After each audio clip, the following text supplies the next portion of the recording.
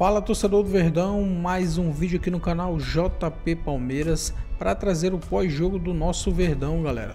Palmeiras empata com o Cruzeiro no placar de 0 a 0 no Allianz Parque. O Verdão com esse empate chega a 62 pontos e está na liderança isolado, galera, já que o Flamengo perdeu seu jogo para o Fortaleza.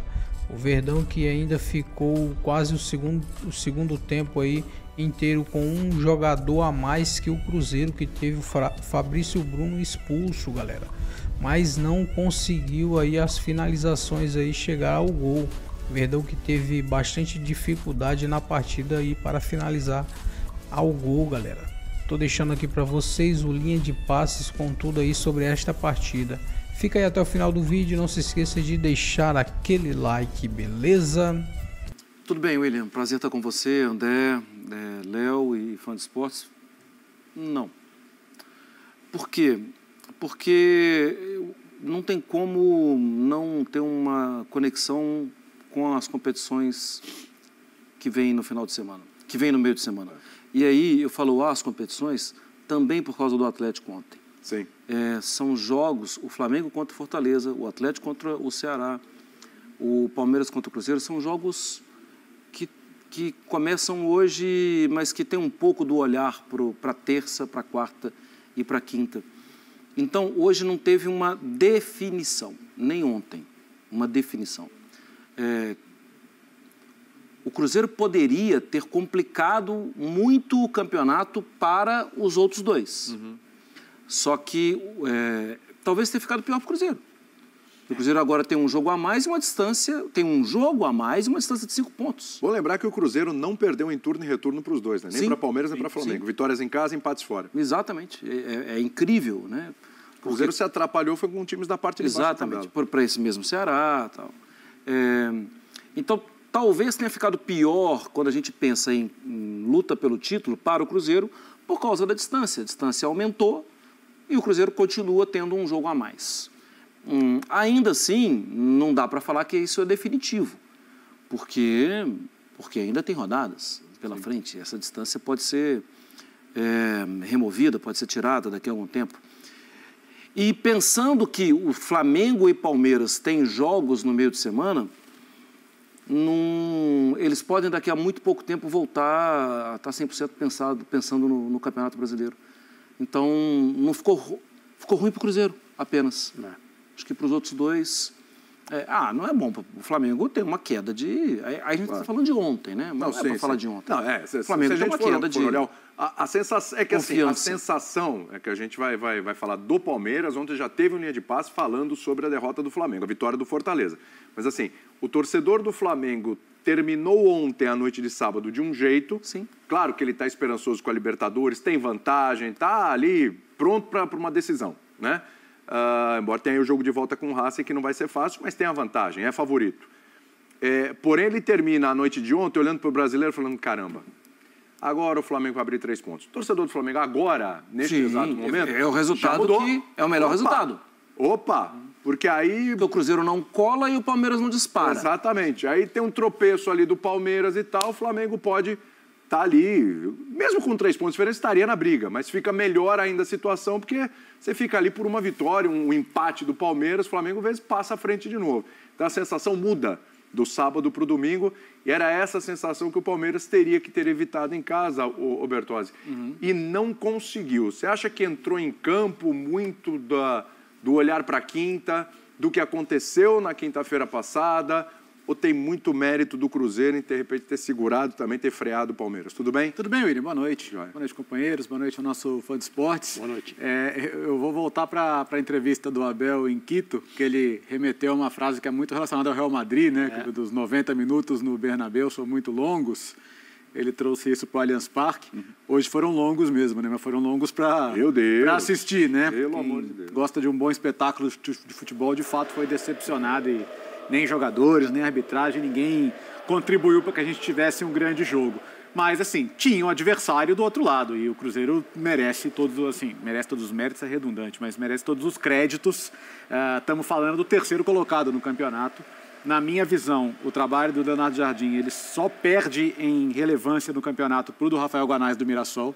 que aliás foi o único dos 6 primeiros colocados a ganhar na rodada. Né? Verdade. É o grande vencedor da rodada, é o Mirassol, né? Que está a 7 pontos do líder, tá? Veja você como são as coisas.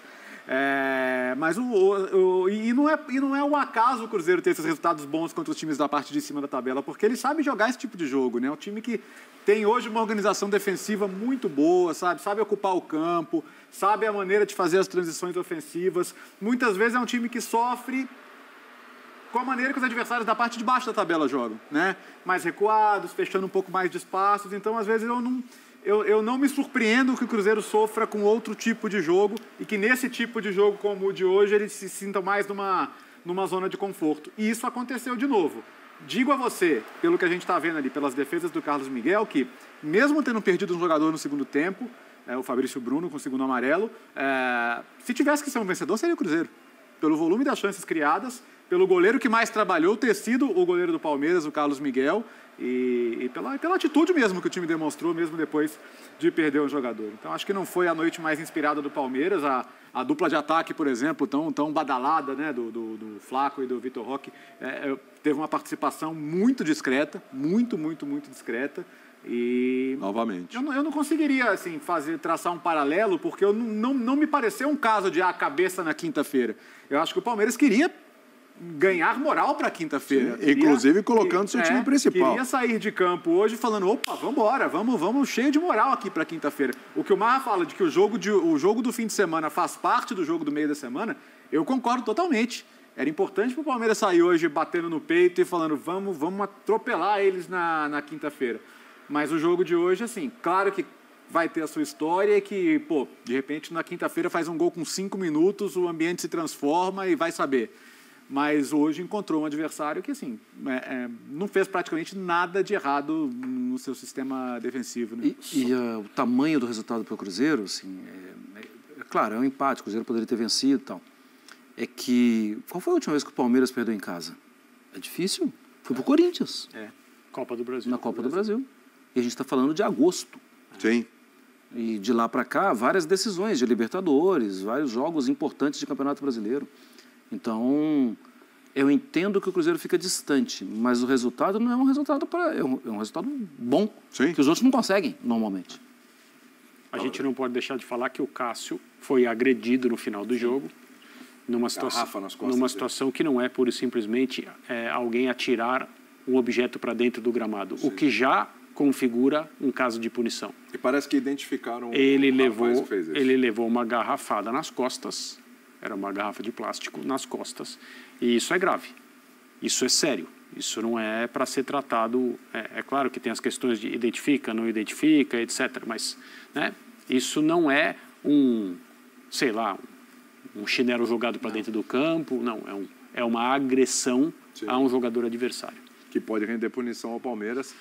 Aí vamos ver, né? Porque me parece que realmente foi identificado, porque os torcedores lá têm mais. O clube tem que fazer tudo para alcance dele, me parece que imediatamente... Hoje em dia os estádios, cara, tem reconhecimento facial na entrada, tem câmeras, tem todos os elementos para você identificar e punir, né? Por que a bola não chegou no Vitor Roque e no Flaco Lopes? De novo, no meio de semana a gente falou de um problema no meio-campo do Palmeiras. O meio-campo do Palmeiras não conseguiu criar possibilidades para os seus atacantes e também foi inoperante com relação à fase defensiva, né? Hoje, defensivamente, o Palmeiras saiu zerado. Sim. Mas por que a dupla não apareceu tanto? Tem a ver com o meio também? E até se você olhar, o meio tinha muitas possibilidades de fazer a bola chegar. O lado também tinha muita possibilidade de fazer a bola chegar. São dois jogadores que se dão muito bem, os dois com muita movimentação. Quando um sai mais, o outro fica para receber a bola. Eu acho que aí a gente tem que dar mérito ao meio-campo do Cruzeiro, que soube fazer as leituras, que soube competir, que soube impor limites. Acho que é mérito do Cruzeiro. Claro que quando vai chegando no fim do ano e o Palmeiras vem numa sequência com uma derrota decepcionante de Libertadores e um empate que tira a possibilidade de não comemorar o título antecipadamente, mas de botar uma folga, né? Talvez dê uma frustração no torcedor e fica tentando achar outros motivos. Mas o time foi montado para a bola chegar. Sim. Então, acho que o mérito é de quem está do outro lado. Acho que é o mérito também do Leonardo Jardim de saber fazer uma leitura e de impedir que a progressão, que é natural, a gente viu os jogos do Palmeiras fazendo o certo e fazendo o combinado. A bola vai sair no chão aqui, eu vou abrir um do lado de cá, outro do lado de cá, vai ter um toque ou dois para envolver a defesa do adversário. O Cruzeiro não permitiu nada disso. E quando saía um pouco mais, o Flaco estava vigiado, o Vitor Roque estava vigiado. Então, para mim, é mérito do Cruzeiro. Concorda? Concordo. O Cruzeiro... A dupla não funcionou muito por conta Sim, disso? Sim, o Cruzeiro conseguiu controlar. Na situação em que o Palmeiras está, com o tamanho do desafio que ele tem pela frente no meio da semana na Libertadores, eu acho até difícil, como a gente estava conversando agora há pouco, atribuir uma atuação não tão boa quanto se poderia esperar, por causa da cabeça na LDU. Eu acredito que os jogadores do Flamengo ontem, como já aconteceu em outras vezes e com outras equipes, muito provavelmente, e não propositalmente, não estavam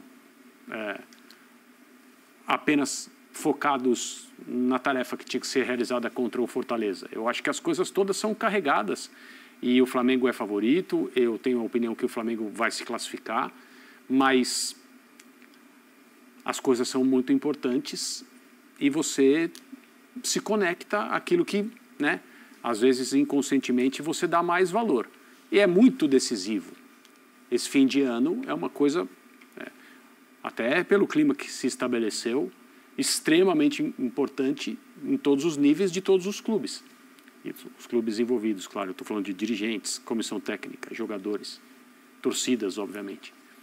Mas quando o Palmeiras tem uma montanha para subir, como se diz, eu acho que o jogo de hoje, ele poderia, ou pelo menos era a ideia, ter sido usado para recomeçar uma conexão com o torcedor que foi ao estádio hoje apoiar para o Palmeiras tentar aumentar... Faixa lá, lutaremos até o fim. Aumentar uma vantagem na liderança do Campeonato Brasileiro.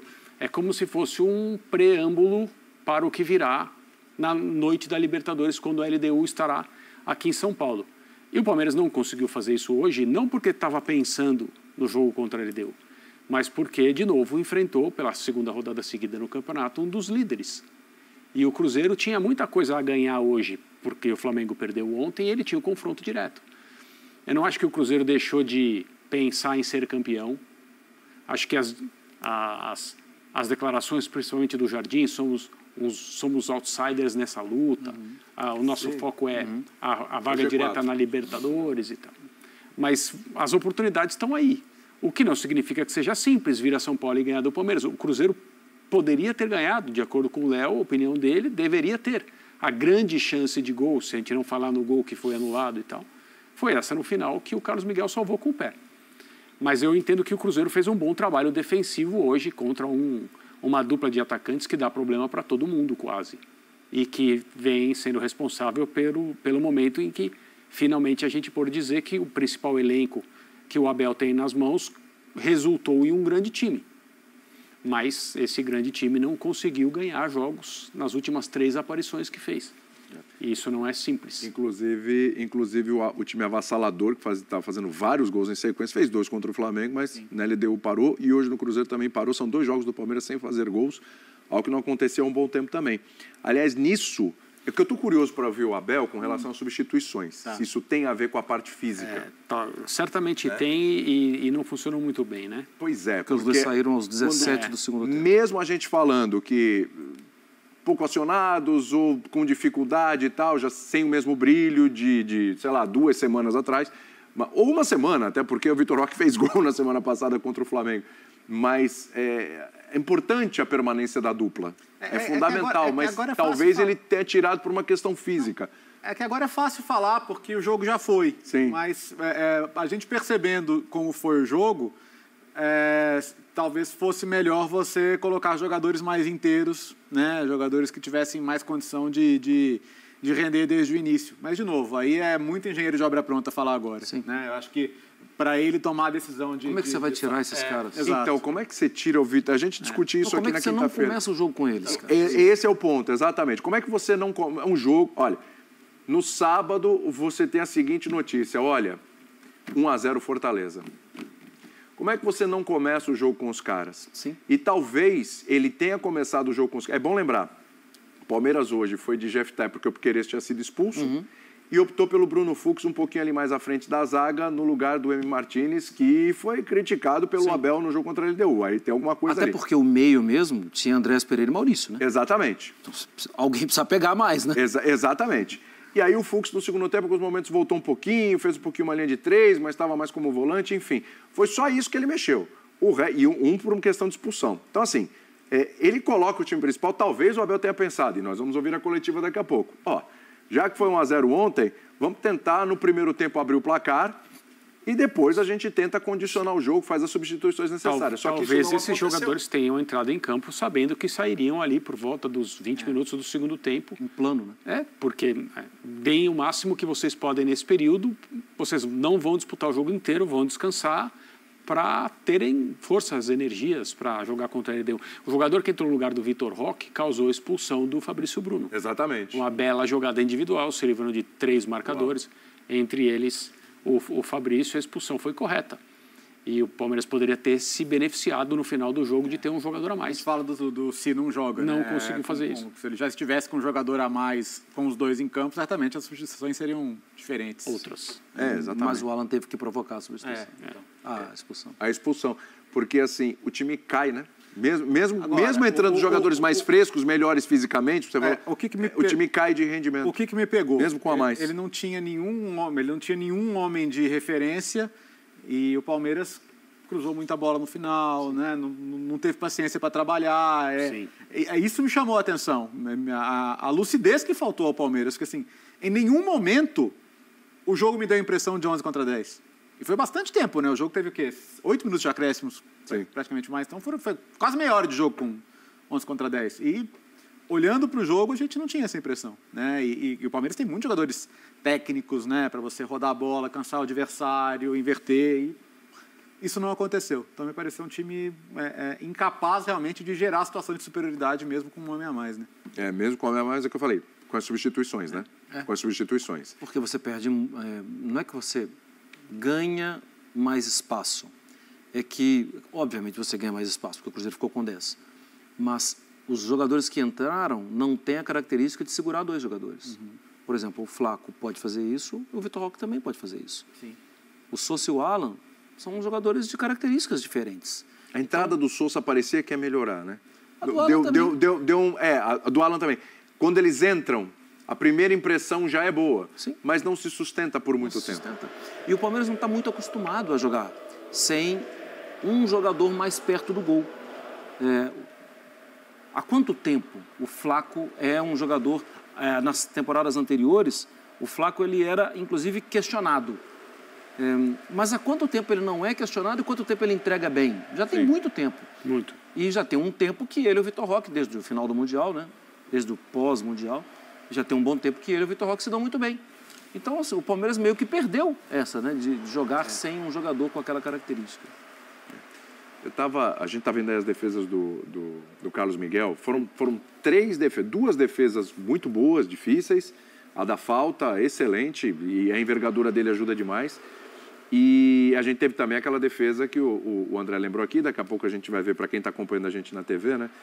No Disney Plus, com o pé, que é a defesa ali para garantir. Sai o gol ali, acabou o jogo, era a vitória do Cruzeiro. Para quem estava cornetando, agora o Carlos Miguel realmente estreou? Porque ele já tinha feito defesas importantes contra a LDU, hein? Cornetar um goleiro que entra numa situação de emergência como essa, nas 2 principais partidas do ano até então, e o time leva 3 gols em cada uma, sendo que, muito provavelmente, o goleiro titular ou qualquer outro goleiro no lugar dele levaria os mesmos gols. Eu não acho que ele falhou em nenhum dos gols contra o Flamengo e nenhum dos gols contra a LDU. E hoje ele impede que o Palmeiras seja derrotado. A passagem do Carlos Miguel pelo Corinthians, e eu tenho que falar isso porque é a carreira dele e é a amostra de atuações que a gente tem, ela foi marcada, entre outras coisas, por uma compostura muito clara da parte dele. Por substituir um goleiro histórico, que era o Cássio que estava do outro lado. Exato, hoje os dois se enfrentaram. E ele fez grandes atuações, pegou pênaltis, era um cara que no curto período de tempo, vestiu a camisa de uma maneira a ser celebrada pelo torcedor. E depois as opiniões podem variar pela maneira como ele saiu e principalmente pela forma como ele voltou ao Brasil para jogar no Palmeiras. Tem gente que gosta de dirigir a carreira dos outros, acha que o mercado tem que estar fechado para algumas escolhas que foram feitas antes. Não vamos entrar por isso aí. Mas ele sempre foi um goleiro calmo, absolutamente consciente das suas qualidades e, digamos assim, carudo. Sim. Então, não haveria, pelo menos, o nível de conhecimento que a comissão técnica do Palmeiras pôde ter dele no período desde que ele chegou, trabalhando juntos no dia a dia, conversando. Eu acho que a comissão técnica do Abel tinha confiança plena de que ele faria um bom papel, substituindo o Everton numa situação tão sensível quanto essa. Ida ao Maracanã, ida da Libertadores. Mas a gente esquece das dificuldades. E pode colocar esse hoje também que foi em casa, mas assim, outro jogo pesado, importante, fundamental. Pesado, e ele traz... o terceiro colocado. E ele traz no jogo, na noite de hoje, essa coisa de ter levado 3 gols. O time levou 3 gols, não foi só o Carlos Miguel, porque ele não levou nenhum por conta própria, no sentido de era uma defesa fácil e a bola entrou. Não aconteceu isso. Então, esse zerinho no placar é o que deixa o goleiro satisfeito. É o clean sheet. É o clean sheet, né, William? Você que é goleiro sabe que assim... Pô, uma delícia. Obrigado, já fui um dia. Hoje em dia não. Por mais que o gol não seja culpa sua, você mina sua confiança a levar muitos gols, né? Por mais que você saiba que você fez o seu melhor e tal, você chega mal em casa quando você toma 3 gols numa noite, né? Sim, então, assim, é importante para você sair de campo com a cabeça assim, pô, não levei gol hoje. Isso vai construindo confiança também, né? Então, acho que ajuda. Uma noite como hoje certamente vai deixá-lo mais confiante para quinta-feira. Não sei se é o caso dele, tomara que não seja, e concordo com o André. Eu tenho uma suspeita grande que não é um caso, que ele não é assim. Mas são muitos os casos que a gente vê de jogadores que acabam... que as críticas, os memes nas redes sociais acabam respingando. Afetando, sim. Na carreira, no desempenho. Sim. A gente está vendo, por exemplo, o Wirtz sofrer isso, né? Sim. Um jogador caro, um jogador de seleção da Alemanha e um jogador que está tendo problemas, né? No desenvolvimento e convivendo com rótulos, né? Mas é importante a gente dizer que essa é uma vida de rede social, mas existe a vida real também. Existe a vida no dia a dia. E a gente, né, pelo menos a gente que eu tenho certeza disso, assim, cara, você não vai entrar nessa onda, né? Sim. De, tomou 3 ali, tomou 3 no outro, tudo. Cara, isso é uma piada, isso é uma casca de banana. Uma provocação de adversários e tal. E clubista. Né? Sim, assim, super. Porque saiu do Corinthians, porque passou pela Inglaterra e depois foi para o Palmeiras. Assim, a vida do cara é completamente diferente disso. Mas, Marra, assim, pelo menos, a gente viu integralmente os 3 jogos do Carlos Miguel, certo? Todos nós aqui, né? Sim. Foi contra o Flamengo, contra a LDU. Contra a LDU, que ele trabalhou bem. Que ele antes trabalhou de sofrer o primeiro gol, exatamente. E o jogo de hoje, onde ele foi muito bem e garantiu esse pontinho no final. Não me parece... Aí, quando você vê o jogo integralmente, você vê saída de gol, pelo alto, pelo chão, saída com os pés, a postura do goleiro, o jeito com que ele lida com as situações... Não me parece... Se abalou. Em nenhum Nada. Me parece ele super seguro. Nada. Tranquilo, confiante, não se deixa abater. Sim. E não deve mesmo se deixar abater, não falhou em nenhum dos gols. Mas ele me parece muito confiante, muito tranquilo, muito sereno ali e assim, consciente do que ele tem que fazer e do que está fazendo. Eu acho que isso também representa uma escolha que, para mim, é normal. A escolha por ele, nesse momento. Sim. Mesmo sendo, entre aspas, um recém-chegado. É que ele é o futuro, né? Ele é o futuro. Eu lembro daquela entrevista do Abel a respeito da contratação, quando o Abel disse que o planejamento para o substituto do Everton, ou seja, do próximo titular do Palmeiras, não era para ter sido feito agora. Mas houve uma oportunidade, ele não disse isso, sou eu que estou dizendo agora, que claramente é o desejo do Carlos Miguel de voltar rápido da Europa. Ele não saiu do Corinthians para ir para a Europa para voltar tão rápido. As coisas não andaram como ele gostaria lá e ele desejou voltar. O Palmeiras talvez já estivesse pensando nele, como poderia estar pensando em outros goleiros, porque um clube não pensa só em um e investe todas as suas fichas em uma contratação apenas. Claro. Ela pode não acontecer e aí? Mas quando ele desejou voltar, o Palmeiras falou, então, você vai voltar para o nosso time. E isso significa que, aí eu imagino que a partir do ano que vem, numa situação normal, aconteceria substituição no gol, porque o Carlos Miguel também não veio para ficar meses na reserva. Né? Ele veio para iniciar uma temporada como titular, porque está muito claro que essa é a condição e a capacidade dele. Só que agora o Everton se machucou. E ele é o goleiro que precisa receber a confiança, as oportunidades e precisa estar em campo. Eu acho normal a escalação. Ele não é um reserva. O Lomba é um reserva. Sim.